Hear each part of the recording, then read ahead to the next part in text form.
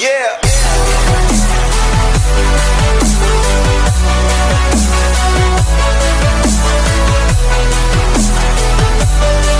Hey everyone, it's Metroid here, and for today's video, we have gotten ourselves a Nintendo news roundup for today's topic, and this was regarding what happened at Nintendo E3 2021. Not only was Zelda Breath of the Wild 2 and Kazuya coming to Smash Bros. One of Nintendo's biggest highlights at that event, but Metroid Dread was also one of the big highlights as well. And from what I heard, Metroid Dread has been one of the most long-awaited games that they wanted to see from Metroid in a long time, and it turns out this game is a sequel to the early 2000s game Metroid Fusion, and this takes place the events after that. So this is a really cool thing, and even though it's not Metroid Prime 4, we can at least appreciate that Nintendo really remembers this franchise and giving us real Metroid content finally on the Nintendo Switch that really isn't counted in the Nintendo Switch Online membership. But in this video, I'm going to be covering a lot of Metroid Dread news in this video. So with that, let's not waste time, but let's get straight into it.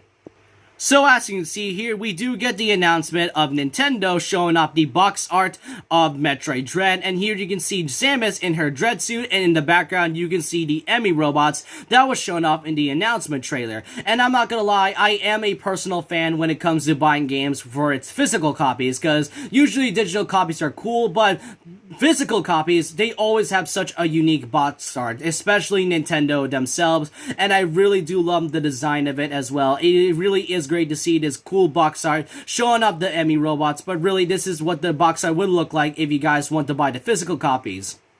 Next up was another announcement from Nintendo, which this announcement takes place after the reveal of Metroid Dread, and here you can see that if you don't want to buy the only copy, which is just the game itself, you can also get the special edition with the game as well. As you can see here, it states, check out the Metroid Dread Special Edition, also releasing on October 8th, which includes the game, a steel game case, art book, and art cards covering all 5 games in the 2D saga. So if you don't want to get the game standalone, you can also get the special edition with all these items you can get with it. Like you can see the art of the Samus Dread suit right here in the art book, along with the cards covering all 5 different games from the Metroid series, which is the 2D saga. And we also get this steel bookcase. This is a really cool thing for Metroid fans out there, and just buy the special edition if you don't want to get the standalone copy.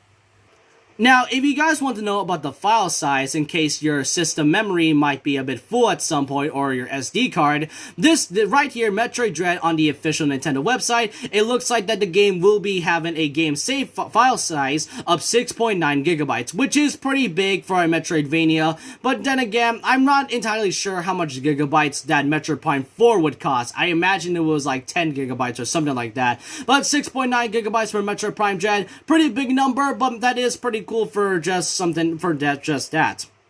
Now, the final thing that I want to talk about regarding Metroid Dread was the announcement of an amiibo. Now, right after the announcement trailer, we do get to see a good look at 2 brand new amiibos that will be compatible to the game, such as Samus in her Dread suit and the Emi robot itself. And the thing is, we do like the design itself is pretty cool, but we want to know what it does when you scan it on the game. Well, it looks on the official Metroid website, we do get to see how this would work.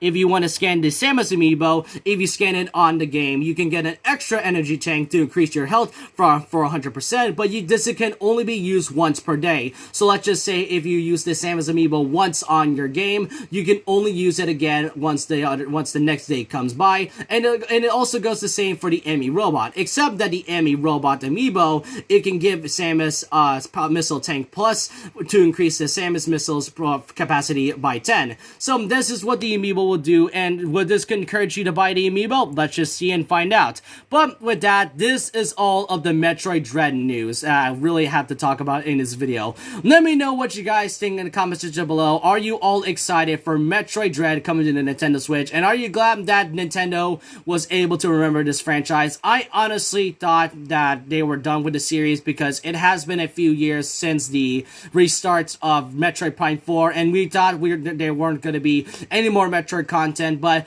at least this is a way to, like, Nintendo to at least, you know, make us forgive them for not giving us any Metroid content. That's all I can say about it, but I want to know all your opinions down below, what you think about this, and so with that, leave a like, comment, subscribe, hit the notification button for more videos, follow my Twitter, and remember this, once a legend, always a legend. Like a Hellcat.